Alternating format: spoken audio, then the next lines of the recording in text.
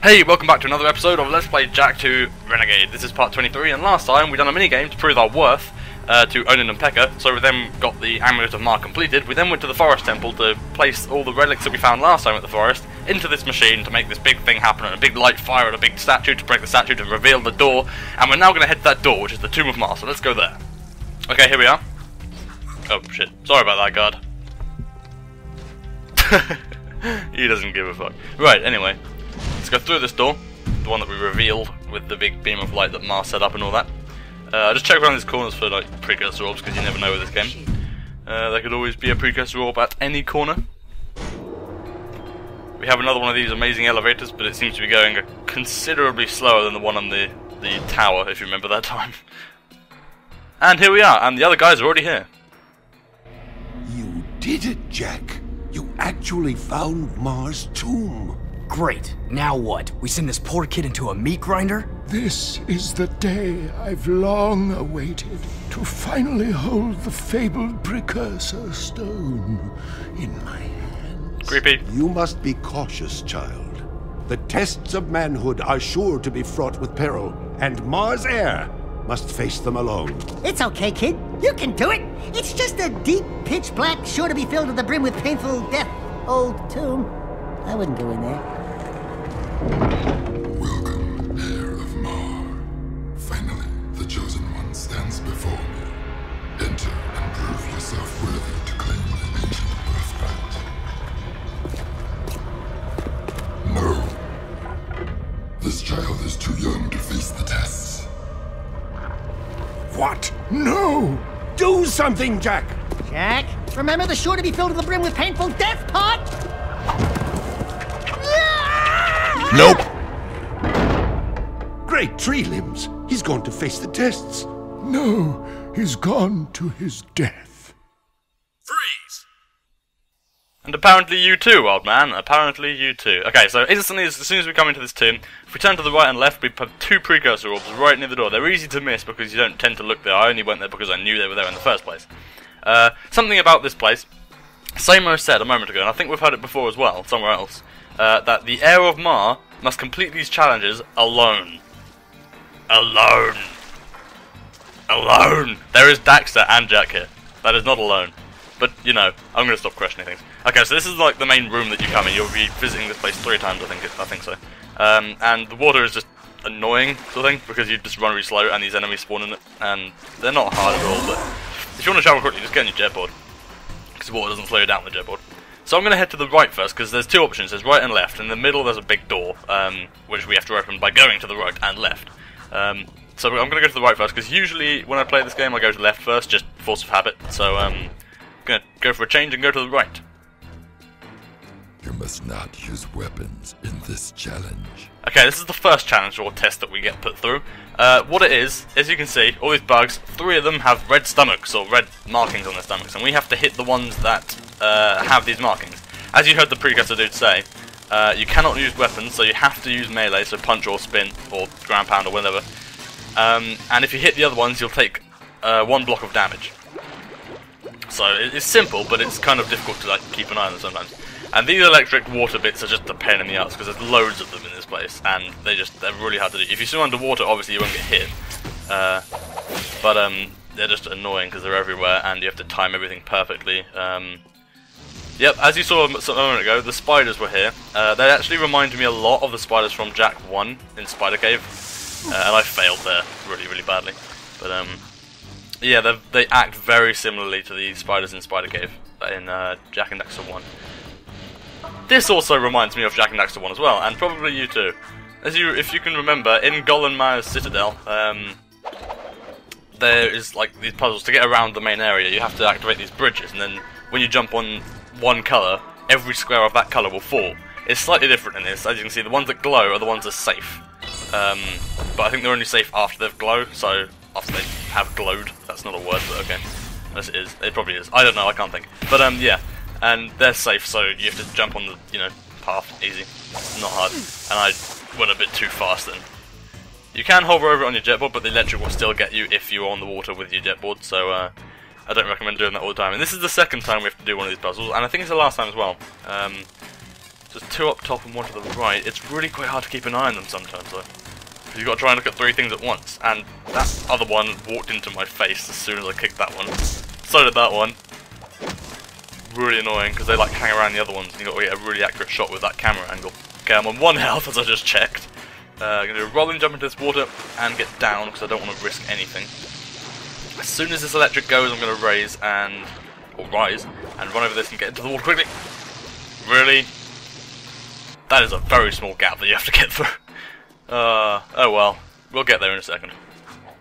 You must not use weapons in this challenge. Okay, so once again, there's 2 at the top and 1 at the right. I'm going to go on the right first, because this is 1. The top one hit, yeah, and then the other one, oh shit, okay, well done, sweet. Okay, so we're back to this electric pool. All these electric sections are you have to be very anticipate. You have to anticipate like when the electric's going to go off, sort of thing. You have to judge and just guess. Because otherwise you'll hit the water, as I demonstrated a second ago. Unintentionally demonstrated, I'll put that out there. In the next room we have another one of these puzzles. This one's a bit of a pain though, because look, I'm just following it. Shit, which one was that? I completely lost it here, because it turned. I probably could have guessed, because the yellow one flashed, and like the different colours have different sounds when they flash, so and it was the same colour as the yellow one, so it was going to be that yellow one, but I didn't think that at the time. I just panicked and thought, crap, I'm going to restart it.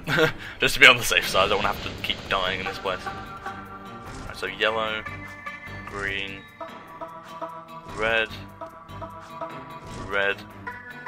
So basically you just got to make sure your camera is like looking over the vast majority of them, so you don't miss the one that you've got to jump on, like I did a moment ago. Just a step to the right. And when you get to the green one, don't instantly think, oh, it's the last one, and jump across, because it's not. There's another yellow one you've got to jump on. I've done that quite a few times. Here's another electric puzzle, which I'm going to swim underwater for, and I'm really lucky when I swim out of the water here. Watch how close I am. I'm pretty sure I should have got hit then, but I got out just at the right time. I think you're safe. I'm not entirely sure, so don't take my word on it, but I think you're safe, like, if I'm in the water now, as soon as I get to this very edge, I think I'm quite safe here. I think I raised now. If I raised now, I'd be fine, because when I did come up there, the electric was still on, I didn't take damage, so I think you're right at the edge, but I'm not entirely sure. And I wasn't really willing to test it, I was just happy to wait underneath. And this room is fun, I love this room. I'm going to let this room just play out, just, you know, so you can understand it yourself, because it requires hearing the sound. So yeah, speak to you in a minute.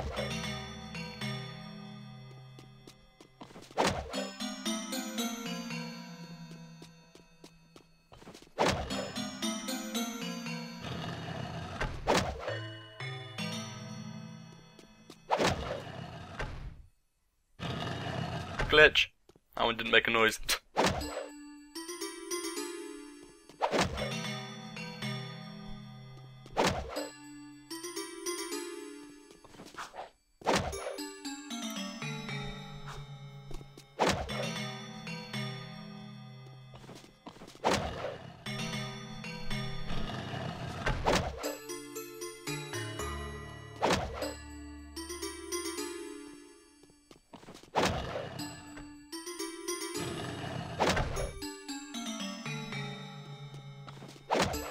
Wow, I have a terrible memory. This one. And the final 2. So yeah, you've literally just got to match the sounds there. All the statues look the same, so there's nothing different about the looks, but it's just the sounds that are different.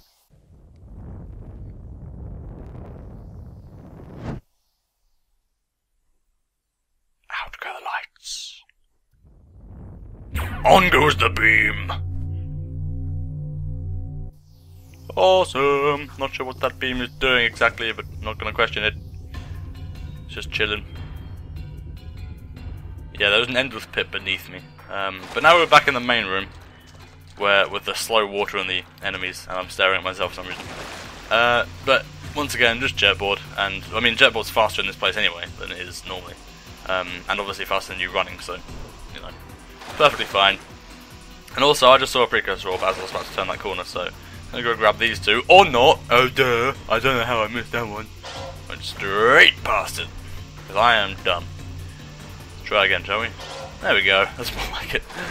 Wow. Alright, into the next area. Spiders. Fantastic. Favourite thing. Do a tiny ground pound then. I don't know what happened there, but I have full Dark Jack. You're going to want to keep that Dark Jack, by the way, just word of advice. So, we're above Dark Eco here, which is terrifying, and I still don't really understand why Jack really can't just swim through it, because he's got it injected into his body, so I'm sure he'll be able to live with it. And Dax has already fallen in it once, so I'm sure he'll be fine. But hey ho. They needed some form of, like, floor killing thing that wasn't always a pit of death. So this place is more platformy and just obstacles and 2D side-scrolling type stuff, which is good. And I didn't trust this platform one bit. The two hinges made it look like I just thought it was going to fall, like open up and we'll just fall. So I was really scared of it, but it's actually just an elevator. Okay, so here we have a switch which raises these platforms, and the spikes go off, which I didn't realise. But if the spikes were on, it'd be really quite tough. And also there's a little tiny room right there, which I have missed like every single time I played this, but I remembered this time. And it has one precursor orb in it, so you're going to want to try and not miss that. There we go. 73, it's a good number of precursor orbs, and I'm unsure how many secrets we have. But we'll check soon. But yeah, imagine how difficult this bit would be if the spikes were still coming out of this. It'd be like near impossible. In fact, I think it probably would be impossible. But anyway, on to the next bit. Hit a crate of Dark Eco for no reason. And swing our way to victory and do an angled ground pound there. I don't know why I went to the side, but you know. So yeah, this room is pretty much the same throughout. You're just changing the layout of those platforms at the bottom by hitting switches. And swinging yourself around the top, and I almost fell and I had a heart attack when I was playing that. Here's a switch. And up goes the platform, and down goes the Dark Eco. Elevator.